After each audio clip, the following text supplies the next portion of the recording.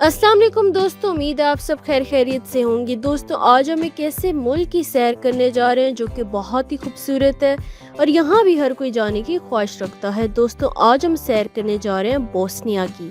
Bosnia Europe के Balkan खिते में वाक़ई खूबसूरत तरीकी मुल्क है, जहाँ पहाड़, दरिया, पुरानी उस्मानी तर्ज की इमारतें और जदीद यूरोपी शहर एक साथ नज़र आते हैं।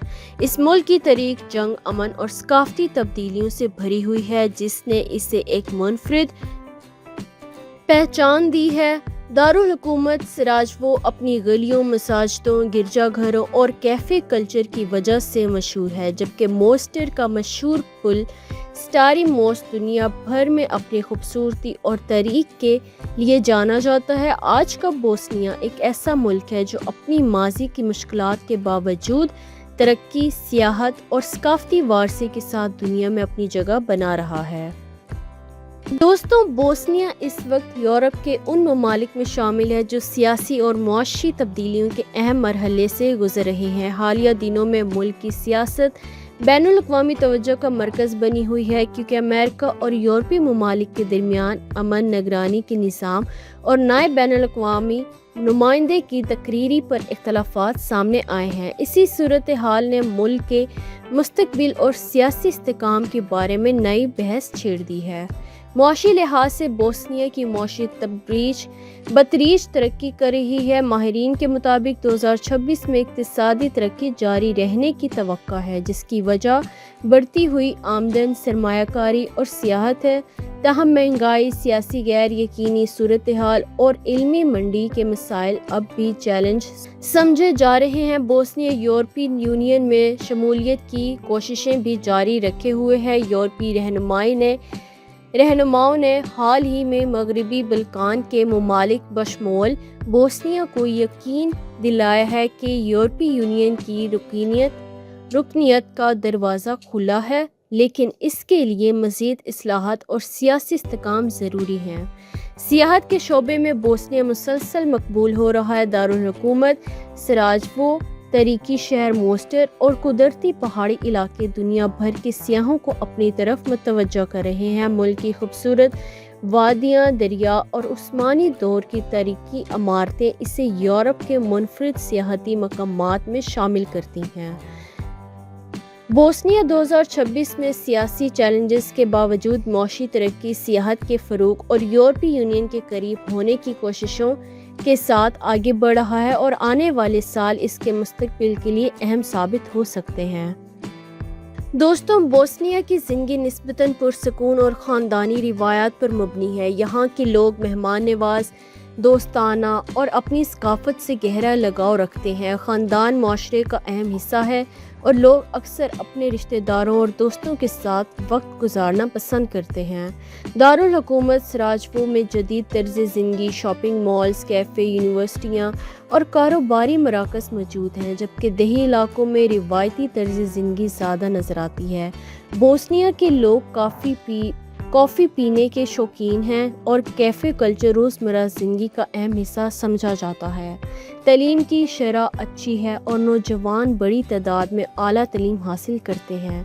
मुलाजमत के मौके ज़्यादातर सियाहत, तिजारत, IT, तामीरात और खिदमात के शोबों में मौजूद हैं। बहुत से लोग बेहतर रोज़गार के लिए यूरोप के दीगर ममालिक में भी काम करते हैं। बोस्निया का खाना भी काफ़ी मशहूर है, ख़ुसूसन सिवा पाए, बोरेक और मुख्तलिफ रिवायती मीठे। ज़िंदगी की रफ्तार मगरबी यूरोप के कई ममालिक के मुकाबले में निस्बतन आरामदा समझी जाती है।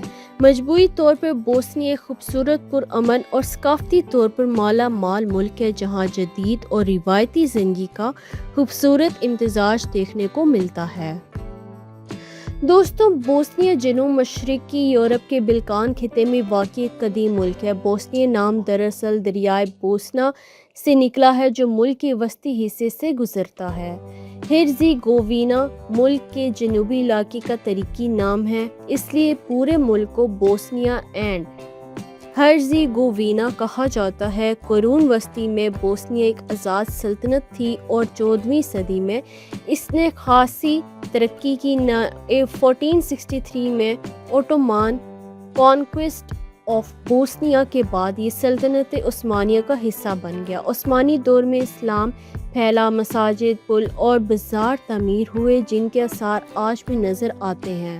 1878 میں کانگریس آف برلن کے بعد انتظام Austria Hungary annexation of Bosnia and Herzegovina کے ہاتھ میں چلا گیا۔ 1914 میں شہر سرائیو میں آسٹریا کے ولی عہد فرانس فرڈینینڈ قتل نے ورلڈ وار کی چنگاری بھڑکائی۔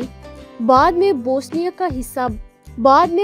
یوگوسلاویا کا حصہ بن گیا۔ 1992 میں اس نے آزادی کا اعلان کیا، لیکن اس کے فوراً بعد بوسنین وار شروع ہو گئی۔ یہ جنگ جدید یورپ کی سب سے خونریز جنگوں میں شمار ہوتی ہے، جس میں لاکھوں لوگ متاثر ہوئے۔ 1995 میں ڈائٹن ایگریمنٹ کے ذریعے جنگ ختم ہوئی اور ملک میں امن قائم ہوا۔ آج بوسنیا اپنی تاریخ، ثقافت، خوبصورت قدرتی مناظر اور مختلف مذہب و قومیتوں کے امتزاج کی وجہ سے دنیا بھر میں منفرد مقام رکھتا ہے۔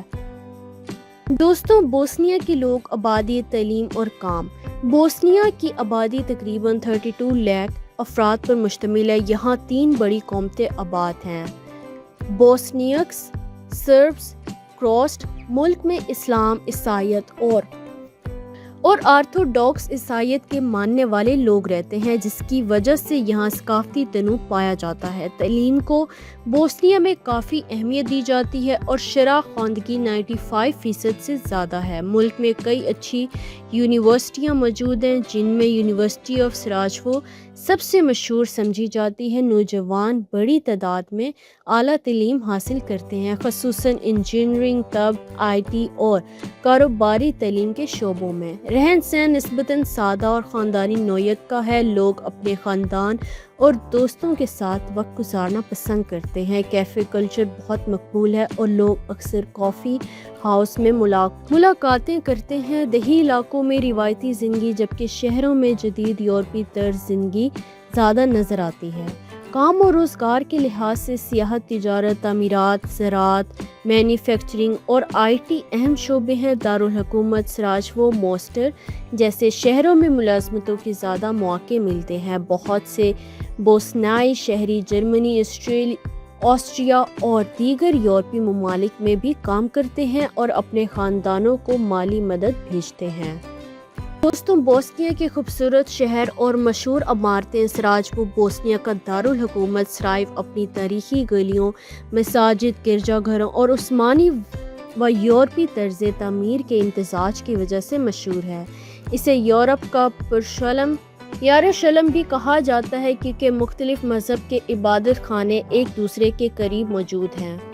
موسٹر یہ بوسنیا کا سب سے مشہور سیاحتی شہر ہے۔ یہاں موجود سٹاری موسٹ پرانا پل دنیا بھر میں مشہور ہے، عثمانی دور کا شاہکار ہے اور انیسکو کے علمی ثقافتی ورثے میں شامل ہے۔ بنجا لوکا یہ شہر اپنے سرسبز پارکوں، دریاؤں اور خوبصورت سڑکوں کے لیے جانا جاتا ہے۔ یہاں تاریخی قلعے اور جدید عمارتیں دونوں موجود ہیں۔ بلاگج یہ ایک چھوٹا مگر انتہائی دلکش مقام ہے، جہاں پہاڑ کے دامن میں واقع بلاگج تیکچا سیاحوں کی توجہ کا مرکز ہے۔ دوستو، بوسنیا کی خاص بات یہ ہے کہ یہاں پہاڑ، دریا، تاریخی پل، عثمانی دور کی مساجد اور یورپی طرز کی عمارتیں ایک ساتھ نظر آتی ہیں، جس سے یہ ملک سیاحوں کے لیے بے حد دلکش بن جاتا ہے۔ اور دوستوں، بوسنیا میں پاکستانیوں کے ساتھ عمومی طور پر رویہ اچھا اور دوستانہ سمجھا جاتا ہے۔ یہاں کے لوگ مہمان نواز ہیں اور غیر ملکیوں، خاص طور پر طلباء اور مزدوروں کو احترام سے دیکھتے ہیں۔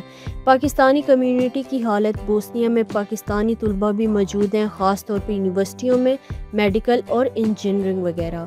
کچھ پاکستانی کاروبار اور چھوٹے کاموں میں بھی شامل ہیں۔ کمیونٹی نسبتاً چھوٹی ہے، اس لیے زیادہ تر لوگ آپس میں رابطہ رکھتے ہیں۔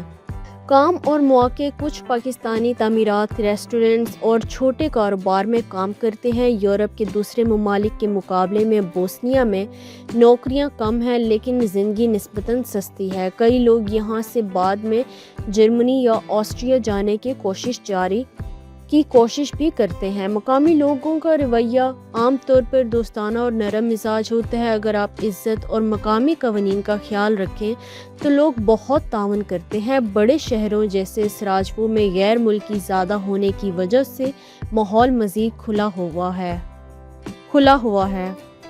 چھوٹے شہروں یا دیہات میں غیر ملکی کم ہوتے ہیں، اس لیے وہاں لوگ شروع میں تھوڑا ریزرو ہو سکتے ہیں، لیکن بدتمیزی یا نفرت عام نہیں ہے۔